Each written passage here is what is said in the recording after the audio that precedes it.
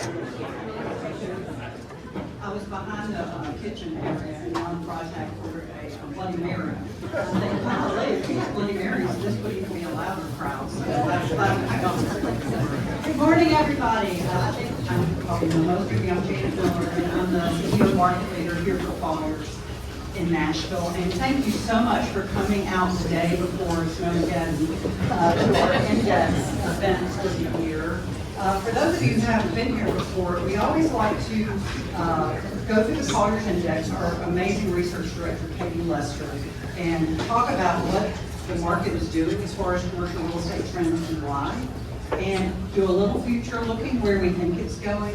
But we also like to take up an important issue at every one of these meetings and get industry experts. So today, I think we would all agree there's probably nothing that's more challenging for our continued robust future than the affordability gap that we're seeing, and specifically in affordable housing. So the panel we put together today is so much fun. They are absolute all-stars. I'll let my partner Bert introduce them.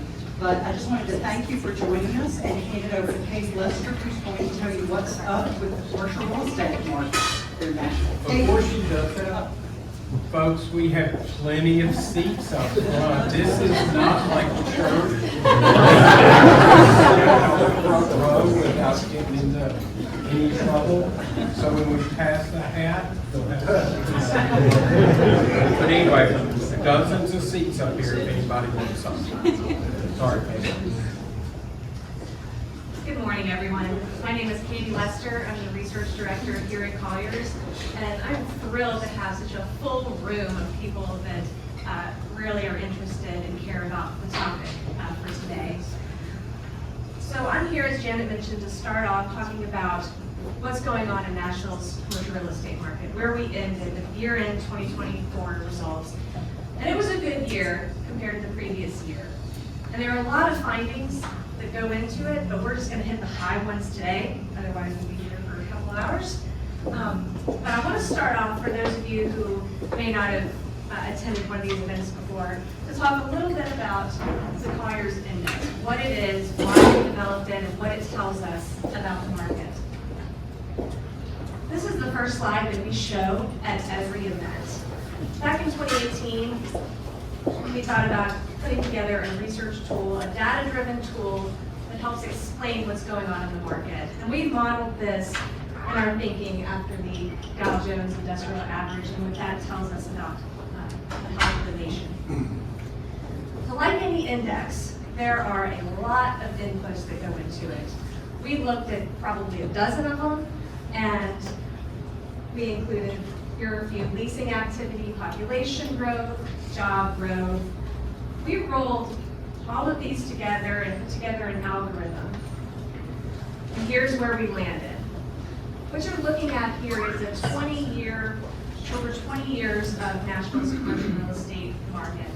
And we like to show this first so you can better understand the context of where we are today.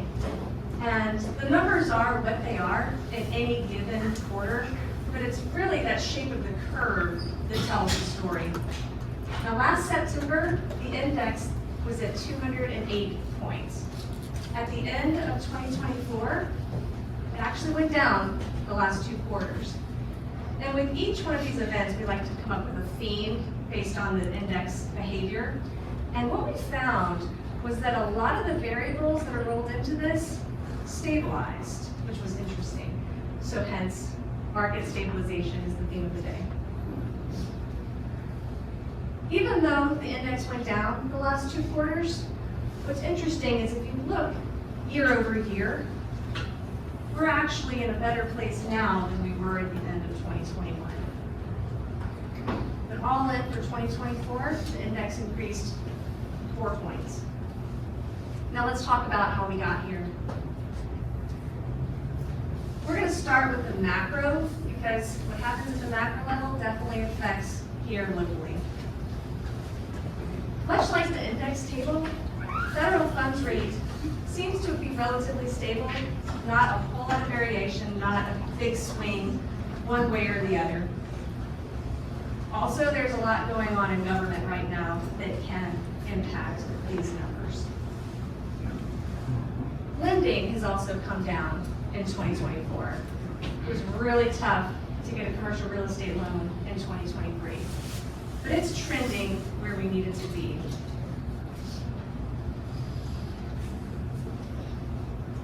All right, a lot of variables stabilized, but let's talk about the variables that brought the index down. There was a drop-off in job performance in Nashville in 2024, and in our industry, job growth is the #1 driver in commercial real estate. So in 2024, there was a drop-off, a lot in the office-using spaces, right? But even though this graph looks a little scary, it's really just nominally between 1% and 3%, so it's not, sky's not falling. So where does Nashville stack relative to other cities when you look at office employment? The darker blue is the employment growth over the last 5 years. The lighter blue is where we're headed the next 2 years. You combine those, and Nashville is #4, the #4 market out of all of these markets. Not a bad place to be. But another factor that contributed to the decline was office space, in particular sublease space.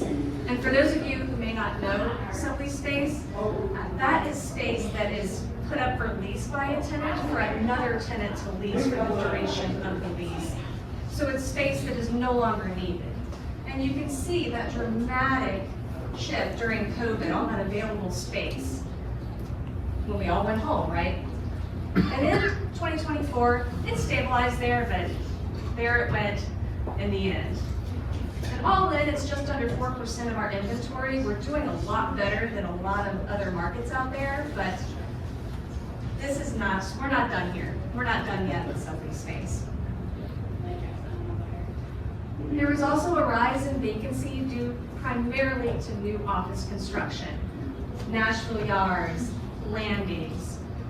This vacancy that hit at the end of the quarter contributed to that decline. And what's interesting is Nashville's vacancy in office has been tracked between 16 to 18%, and that's compared to nationally. We had a national research call last week, and they were tracking at about 18%, has finally started to stabilize there too. The good news for Nashville is there are a lot of tenants moving in that will absorb space this year, and that would help dramatically with that vacancy. And Nashville absorbed about 1 million square feet in 2024, and that tracks with the annual levels pre-pandemic. So we're where we need to be, tracking for stable. We talked about the decline. Let's look at the variables that haven't changed a whole lot. There's minimal movement in unemployment. A little drop off in the beginning and leveled off, and it's been just under 3% during the second half of December, or the last half of the year. But we thought, we got to thinking about what the federal footprint looks like here in Nashville, what the employment looks like. And there are 3.5 million federal employees nationwide, 16,600 employees here in Nashville, so 1.5% of the workforce. But if you look nationwide, there are other markets that are more vulnerable to these job eliminations than us. 1.5% of the workforce, but you can see the vulnerability in other cities. Switching over to investment, there's a small increase in 24 activity relative to 2023. And if you look, you can see what interest rates do to the investment market. And what's interesting on that same research call, if you overlay the national investment on this, it looks virtually the same. But directionally, it's going where we want it to go. And breaking it down by sector, there was an improvement in all sectors except multifamily, which isn't surprising. Multifamily had a lot of record years. But what this is really showing is that the market is adjusting to a change in price. sellers are coming to the reality of what their properties are worth, and they're willing to absorb that change in pricing. So there's a price adjustment that is going on. It's a great time to go buy office. But we do expect 2025 to be better. Another stabilizing factor is in-migration levels. Look at 2020 and 2022. That is a 20,000 and 40,000 swing. And Moody's Analytics is predicting 15,000 average per year through 2030. And in my mind, that's not necessarily a bad thing when you consider traffic, infrastructure, and so on. But all in, the population, overall population growth of Nashville is outpacing the US's. We're also seeing a stabilization of commercial building permits. Stayed steady throughout 24, keeping pace just under the average. So everything I just talked about was in the past. What happened in 2024? But where are we headed? We added on a predictive feature to the index to help see where we think it's going to go. I'll show you that in just a moment. But I want to show that the US, or Nashville, is predicted to outpace the US on a lot of these indicators. But to me, the takeaway on this slide, the reason we're here today, is if you look at that annual growth rate from 2025 to 2029, we are going to outpace housing prices. We're going to outpace the US in housing prices. So in my mind, this is not going away. If this is going to 29, we're going to outpace. It's here, and it's not going. So where are we headed? Our prediction shows that the index, it's going to increase the next 2 quarters, level out before going back up again at the end of 2026. But a few takeaways for today is that there are macroeconomic factors out there that we can't control. And what happens nationally trickles down locally, and that's just how it is. Good news for us is we're forecasted to outpace the US on a lot of different factors, as well as other markets. And at the end of the day, perhaps we're biased, but the Nashville's fundamentals of what's made this city so successful over the years, they haven't changed. And as such, the market has stabilized here in Nashville.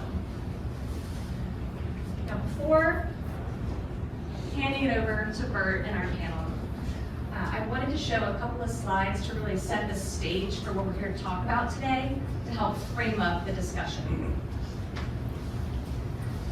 The Chamber was nice enough to send me this a couple of weeks ago, the cost of living index for Nashville relative to other cities. And if you look at this on first glance, okay, that's not bad. We're right in the middle of the pack. If you look at the housing, 101, just above the US average of 100. But here's the real story. I dug a slide out from my chamber days 10 years ago and compared the housing change, and Nashville has astronomically outpaced the rest of the cities on the housing price change, 23%. To me, that hit. So what does that 23% change, what does that do? What does that look like today? This is the housing affordability index overlaid over Middle Tennessee, with the lighter blues being the most affordable, the orange and the red, less affordable. My 2 cents on this map is A, we need more blue on this map, and B, the notion that the further out you get from Nashville, the more affordable it is. Not the case at all. If you look at Murfreesboro, look at the reds and the oranges in Murfreesboro, Lebanon, Goodlettsville, all the way out in Gallatin. So this is a regional problem. And this is perhaps the most sobering slide in the entire deck, is that in the last 5 years, monthly mortgage payments have gone up 107%. So you take the cost of the house, doubling insurance or interest rates. This is what fuels this affordability, is fueling this affordability issue. And an interesting note from Zeitland, that every 1% interest rate increases buying power by 10%. Huge impact. For those of you who have been at these events, I love rankings. And this ranking here really hits because Nashville dropped from number 6 to number 20 in Milken Institute's best performing cities of 2025, primarily due to the high share of Nashville households paying more than 1/3 of their income for housing. And so this really goes to show that housing is strongly linked to overall economic performance and what it means to be a best performing city. And I love this quote, this is where I'm going to end, that a house is where a job goes to bed at night. And it really captures how important and how vital affordable housing is to the overall health of our community, of the economy. And to me, this is the why we're here today. This is the why you should care. And the panelists are gonna just tell us all about it. What we can do. Thank you.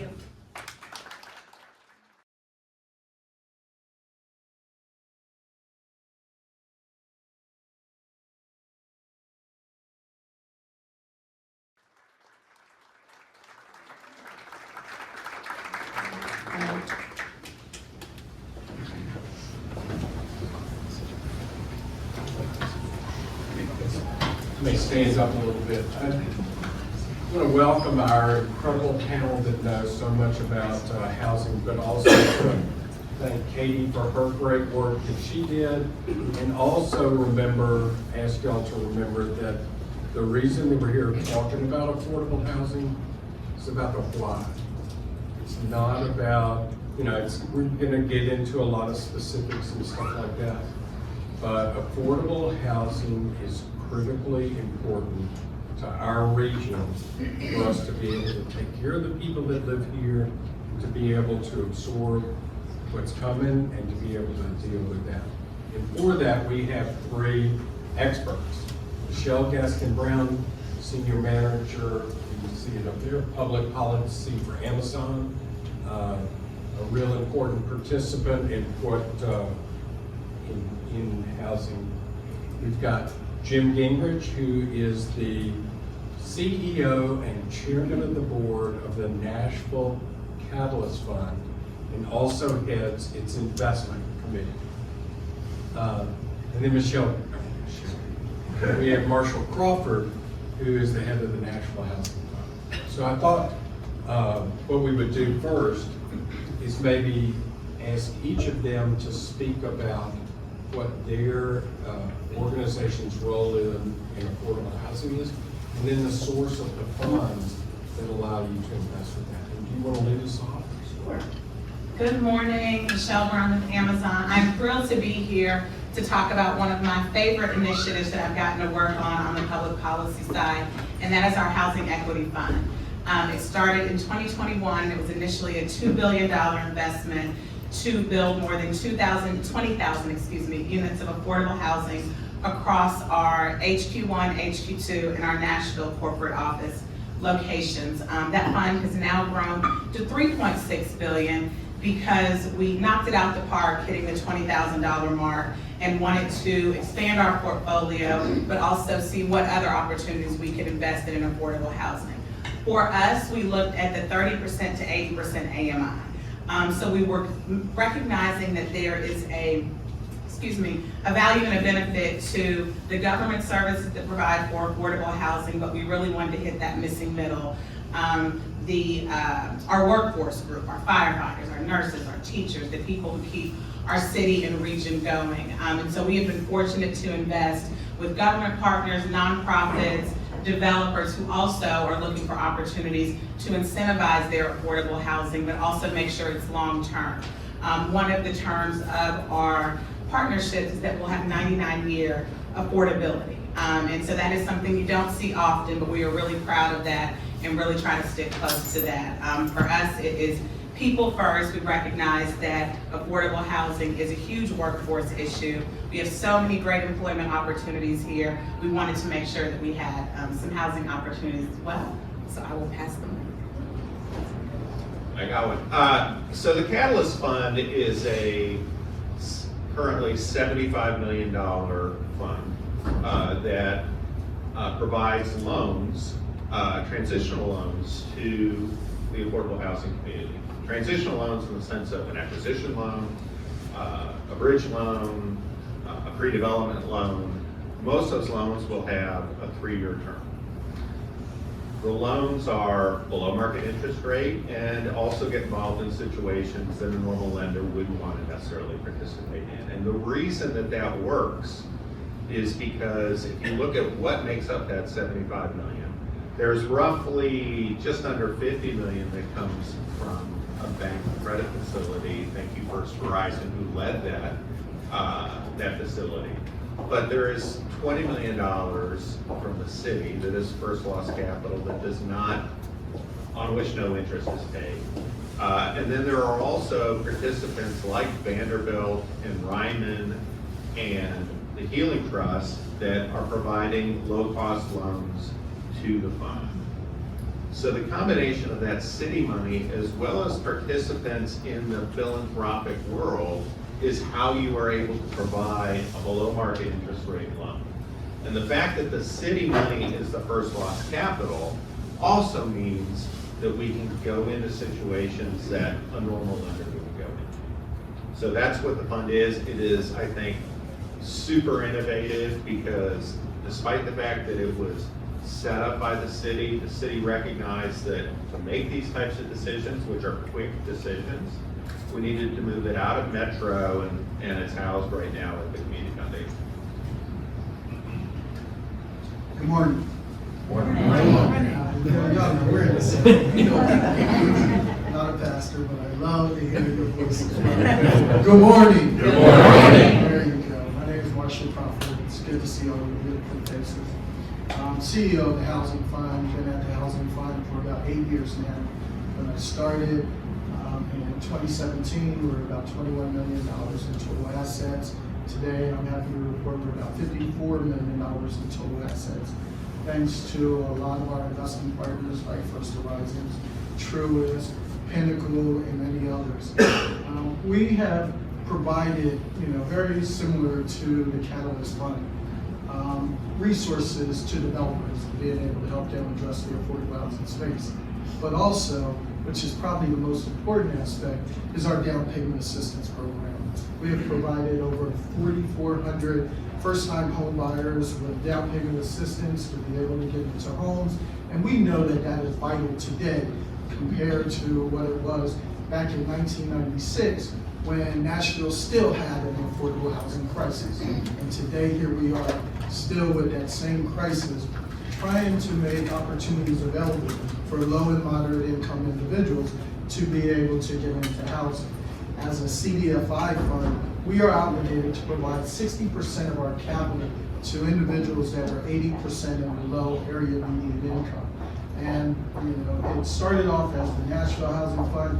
Today, we actually serve the entire state of Tennessee, trying to address this problem, not only in the urban communities, but also the rural communities as well. So I'm looking forward to being able to share a little bit more, but it's so good to see all of you.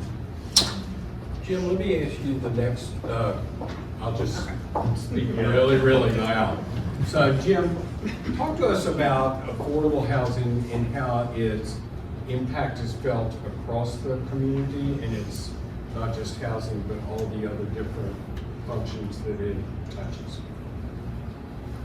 Well, I will say that when Katie put that information that she just showed us up there on the slide, it did resonate with me, because I can remember at Alliance Bernstein, we were looking at the same economic statistics back in about that same time frame, 2015, 2016, and how much things have changed in terms of our competitive positioning as a city versus where we were 8-9 years ago is really stunning. It has, affordable housing to me touches so many things. Certainly economic development. The fact that Nashville was so affordable back in 2016 certainly influenced Alliance Bernstein's decision about where we wanted to be. But, you think about the Convention of Visitors Corp just put out a strategy that talked about some of the things that we have to do as a city. Affordability was a big piece of that strategy. And if you think about just how it affects all of us, how do we attract a teacher or a police officer, given the fact that it is increasingly difficult for them to afford to live in Davidson County? The fact is, though, it also touches so many other facets of the lives that we all live, whether or not our kids can afford to be here, but also, you think about where has population growth been in the region in the last 5+ years. 90% of the population growth hasn't been in Davidson County, it's been in the counties that surround Davidson, because people can't afford to live here. So what does that do to transit? What does that do to traffic?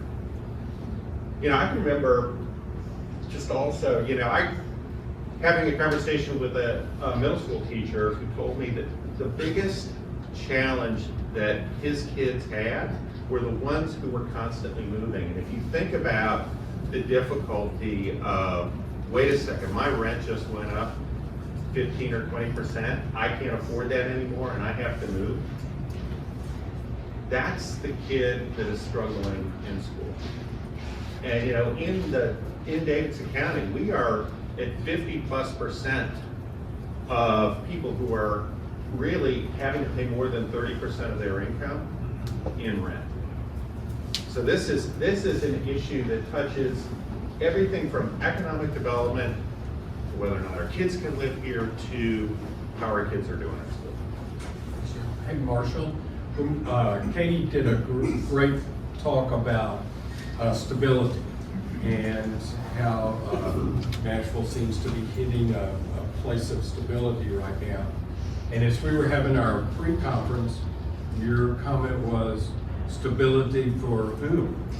And so I wonder if you want to elaborate a little bit on that right now. Yeah, absolutely, because when you look at the growth, when you look at what's happening in Nashville, it's great. I mean, I live right downtown here, and I enjoy the growth, I enjoy the opportunities. But the population that I serve, when we're talking about stability, we got to ask the question, stability from whom? Not one size fits all. And that's the thing that we continue to say at the Housing Fund. One size does not fit all. You can't create these matrix and these programs and these situations whereas everybody has to fit in that same box. You just think about it, that 30% rule, and how everybody fits in that category regardless of what your income level is.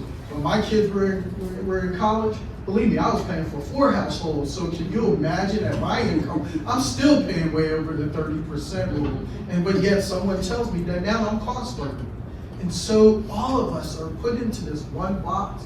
And when you think about low to moderate income individuals, they're also put into the same box as somebody that's making 6 figures.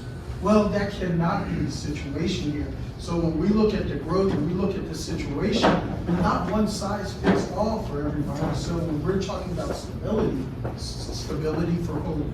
And low to moderate income individuals continue to be impacted by this. Inflation, interest rates impact them just as much as it impacts everybody else. When developers are coming to me and they want a loan, they're always asking me, hey, can you do something about the interest rate? Can you do something about the interest rate? And guess what? But yet when we're providing down payment assistance to low to moderate income individuals, they never ask about interest rates. Because you know why? They're just happy to be able to get that loan. They're just happy to be able to get that. So when you're talking about stability, we gotta ask ourselves, not one size fits all for everyone. So Michelle, Amazon is a huge employer, and workforce for you is so important. And as you were out looking at different places to locate, I know that affordability was really critical. But what can communities really do? What can corporations really do about shaping affordable housing? So I think the first thing that corporations or any interested party could do is you have to nerd out and really invest in the community and figure out what is going on. When the idea of an affordable housing fund for Amazon came up, my first call was to Marshall at the Housing Fund, just to say, Much love. of course. And it was right after the flood. It was, hey, we want to support, we can provide supplies and disaster relief equipment, but what can we do for those zip codes that were devastated to make sure that these families can stay in their home even after the disaster relief has occurred? How can we make sure that some developers aren't coming in and taking advantage and forcing these families to leave? They too live in Davidson County, and they are able to get a good night's rest and not driving from the middle of nowhere. I want our first responders here, and I think it's what does a community look like? And a community is very diverse, a community is made of all kinds of people. So when we're discussing affordable housing, we have to remember to keep the community in mind. I think there is a negative connotation at times with affordable housing, but we know affordability and those numbers look different. Look extremely different. And so I think as we're just going through and having conversations and figuring out what partnerships are great, it's also looking at what's coming around the corner. Are we making a dent in that number, or is it increasing? Do we need to look at more innovative ways to be affordable? We have a lot of office space, we have a lot of historic buildings and buildings that need to be renovated. How can we partner with someone who wants to work on that but set aside some units for housing? So I think for us, it's just continuing to be in that conversation, but really leaning on the experts. We do e-commerce really, really well. We do logistics and supply chain extremely well, but for us, it really is leaning on the people who are doing this, and again, we'll be doing it without us being involved. But how can we be a resource? How can we help you scale up? Or how can we just cut you a check and get out of the way? Because we are fine with that too. But I think it's just continuing to learn. So Marshall, let me ask, thank you, Michelle. So Marshall, let me ask you, what has surprised you in this space that you've been working in for a while? Is there something that you can share with us that would allow us to just kind of get a window into what you're seeing every day? And what are those things that do you think that you can shape to move things forward? The biggest surprise is that housing has become so public. Meaning everybody has an opinion. Everybody has a thought of it. But if I was to advocate, none of you know what my mortgage or how I got my mortgage or how I got my home. That's private. And I have no idea how you bought your house or what mortgage you got or how you went. It's so private. But today, everybody has an opinion about what somebody's affordability is to be able to get into that house. And it's just become too public. And that has surprised me, and I've been doing this for over 30 years. I started at SunTrust or Third National Bank as a mortgage loan officer, and believe me, nobody knew the people that I was working with, like, what's her name? CC1. But you know, I did one of her mortgages years ago, but nobody knew all that. So private. Today, everything is so public. Meaning that if you're building a subdivision, oh, that's affordable housing over there. Or if you're building an apartment complex, oh, that's an affordable housing apartment complex. You know, the best thing that I love most is working with for-profit developers, and they give me a percentage. They utilize my capital, and a percentage is affordable housing within their apartment complex. And nobody knows it, but the developer and me. and individuals are able to afford to get in there. No, I don't want concentrated poverty. I don't want all the subdivisions to be affordable housing or a whole apartment building to be affordable housing. Yeah, we own a building in the Gulch. That was low-income housing tax credit. But the things that we have done to be able to help change some of the dynamics of that is critical.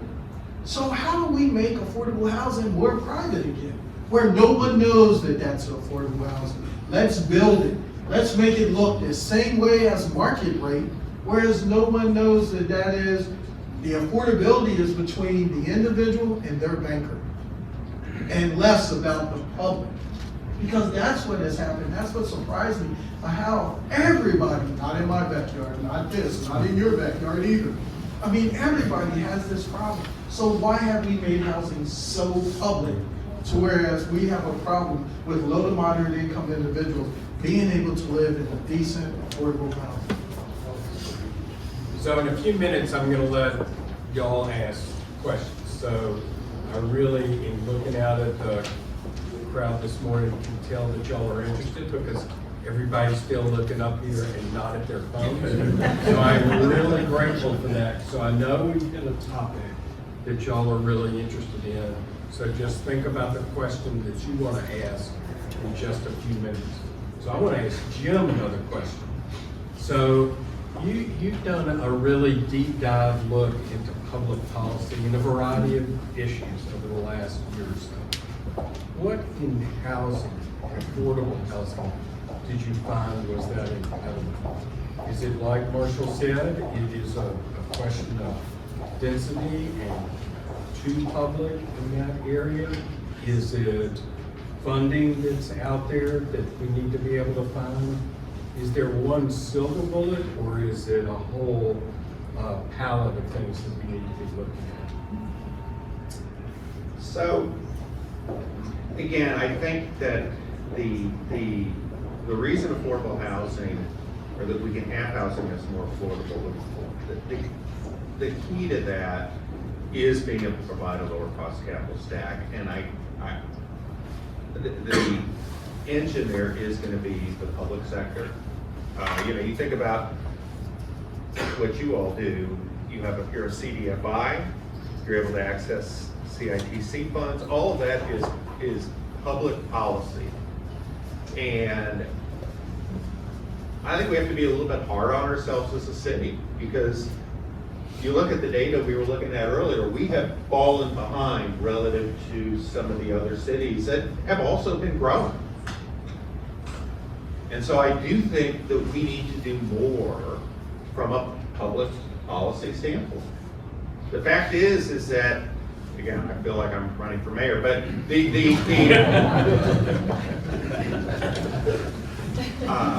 but you look at what other folks do. They are doing some really innovative things. We talked about earlier about somebody like a Montgomery County in Maryland. Okay, or you look at what Atlanta's doing. You have a mayor there in Atlanta, brand new mayor. He's, I guess, about 3 years in now. He came out and said, we're going to build 2,500 affordable housing units a year.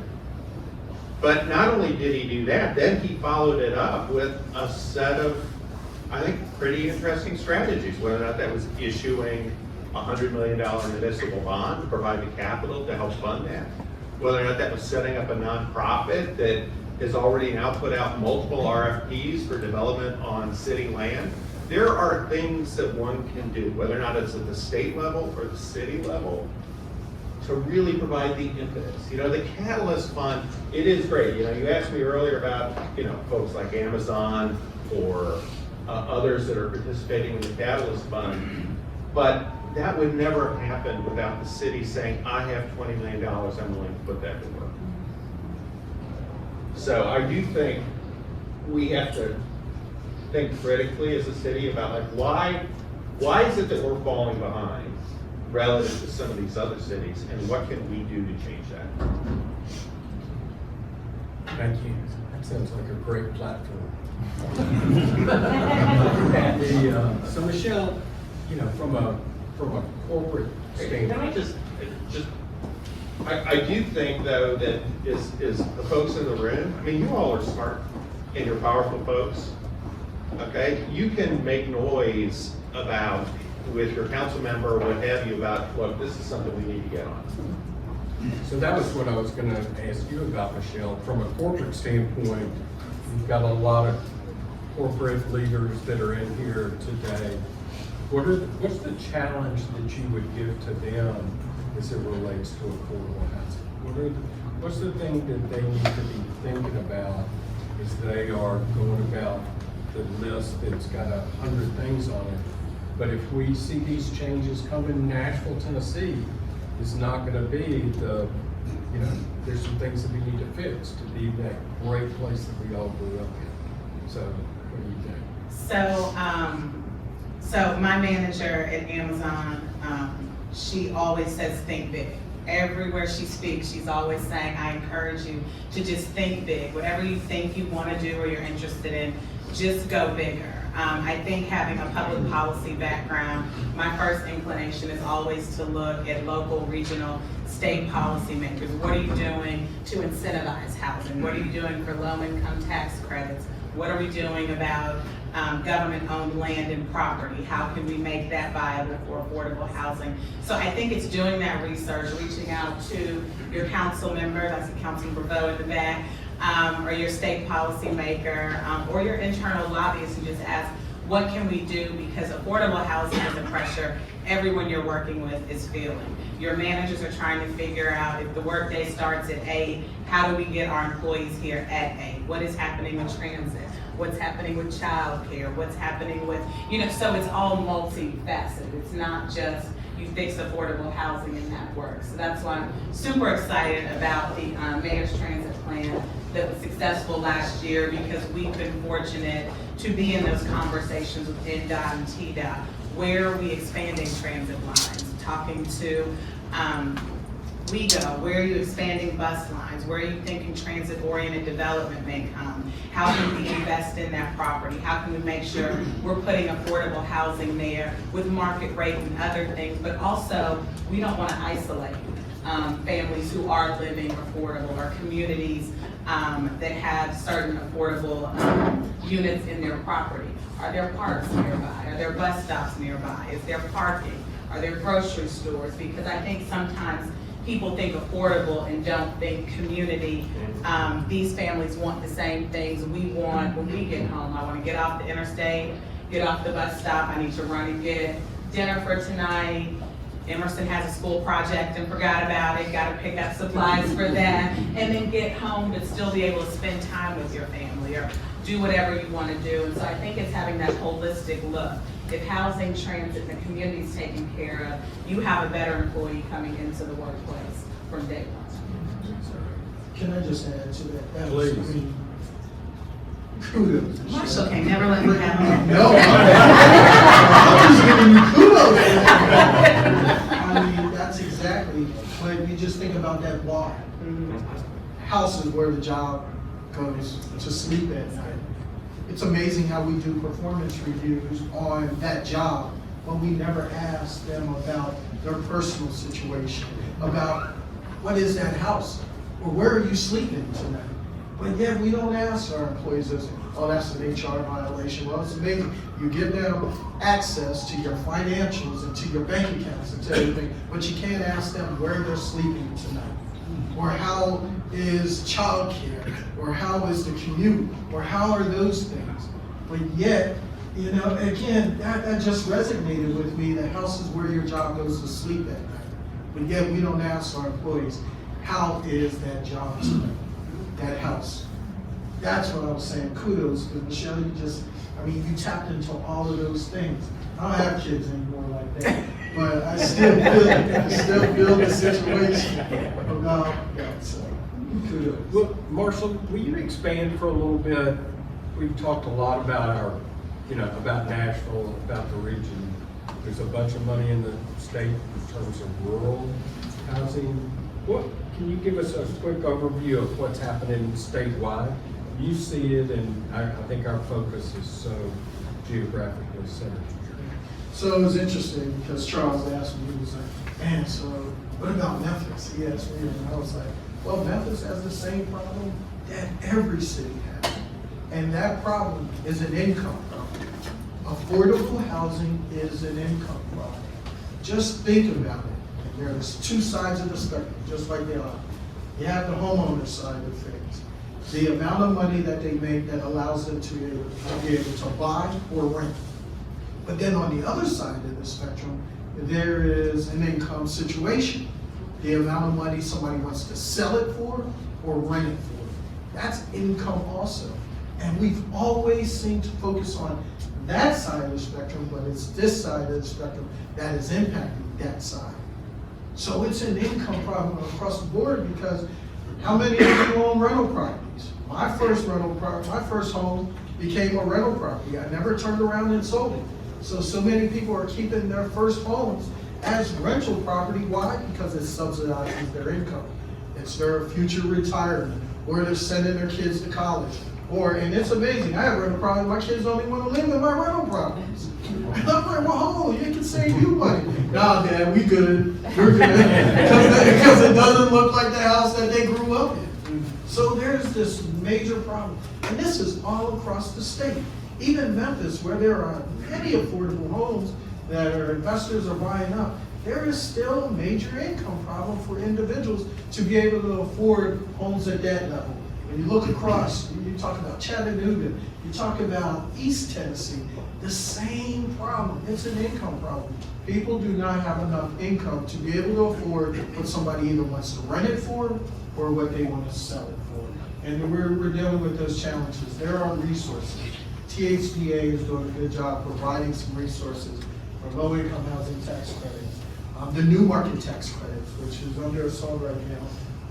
But you can actually use new market tax credits to build single-family homes. And a lot of people didn't know that. Heck, I've been here for 30 years and I didn't even know that until recently. So now we're trying to look at different solutions and trying to get additional resources to be able to help with that. I am so grateful to Michelle and Amazon for their investment. We recently got money from Mackenzie Scott as well, grant resources to be able to be flexible and nimble and trying to help. And so we're providing a shared equity product across the state to be able to make it more affordable. Our shared equity product provides a loan to value of 74%. We talked about a 20% down payment. How many people can afford a 20% down payment? Heck, I couldn't when I first bought my house. I used a VA loan, 100% financing. So there are still challenges across the entire state in being able to address the affordable housing issue. All right, so now you guys have been attentive, you've been listening. We hope you've learned a lot. So who's got a question? Yeah, so I know Catalyst is new, but I'm curious on which project you might have funded them. So that's a project that you feel was great and why. Ooh, that is tricky. It's like your children, you can't pick one. I think for us, it's the innovation. We recently had a groundbreaking where we partnered with a faith-based institution that had a significant amount of land, and we were able to partner with one of our Red Academy fellows on that project.